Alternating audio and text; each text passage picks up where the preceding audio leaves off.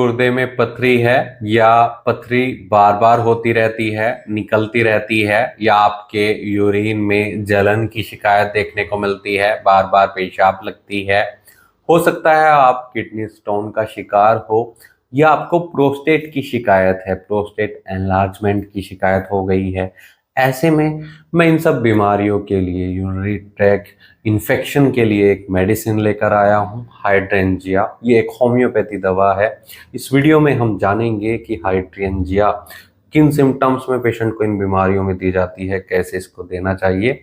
जानने के लिए वीडियो पूरा देखें। अगर आप हमारे चैनल पर नए हैं तो चैनल को सब्सक्राइब कर लें ताकि आने वाली हेल्थ रिलेटेड वीडियो से आप अपडेटेड रहें। हाइड्रेंजिया मदर टिंचर में यूज की जाती है और ये एक ऐसी दवाई है जो गुर्दे से संबंधित कई सारी बीमारियों में इफेक्टिव है।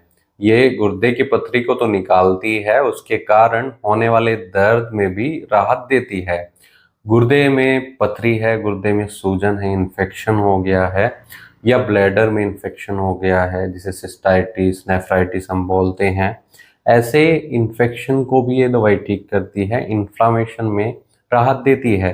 कई बार पेशेंट को यूटीआई हो जाता है, यूरिनरी ट्रैक इन्फेक्शन हो जाता है, जिसके कारण पेशाब लग कर आता है, बार बार पेशाब आता है और जलन बहुत ज़्यादा होती है। पेशाब पास करते समय दर्द बहुत ज़्यादा होता है। तो ऐसे में हाइड्रेंजिया आपके लिए सुटेबल या इफेक्टिव रह सकती है। ये कई सारी बीमारियों में यूरिन से संबंधित दी जाती है। हाइड्रेंजिया प्रोस्टेट एनलार्जमेंट में भी दी जाती है। प्रोस्टेट एक ग्रंथि होती है जो पुरुषों में होती है और आमतौर पर 40 साल के बाद या 40 की उम्र के बाद पेशेंट को इसमें कुछ परेशानी आने की संभावना बढ़ जाती है। ऐसे में कई बार इसमें सूजन आएगी, एनलार्जमेंट होगा और इसके कारण बार बार पेशाब लगती है या खुलकर कई बार पेशाब नहीं आता है। ऐसे प्रोस्टेट एनलार्जमेंट में भी ये मेडिसिन इफेक्टिव रहती है।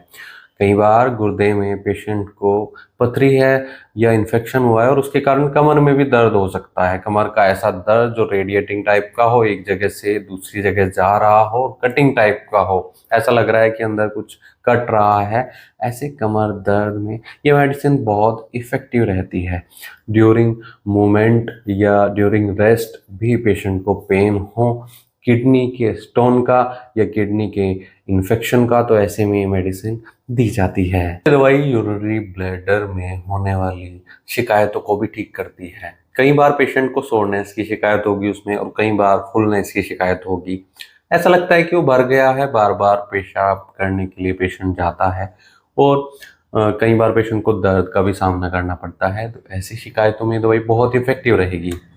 अगर पेशेंट को किडनी में पथरी है या यूरेटर में भी पथरी है, यानी जो पेशाब की नली होती है उसमें भी अगर पथरी फंस गई है जिसके कारण दर्द होता है और पेशाब खुलकर नहीं आ रहा है, यूरिन खुलकर पास नहीं हो रहा है, ऐसे पेशेंट में भी हाइड्रेंजिया के काफ़ी अच्छे रिजल्ट्स मिलते हैं।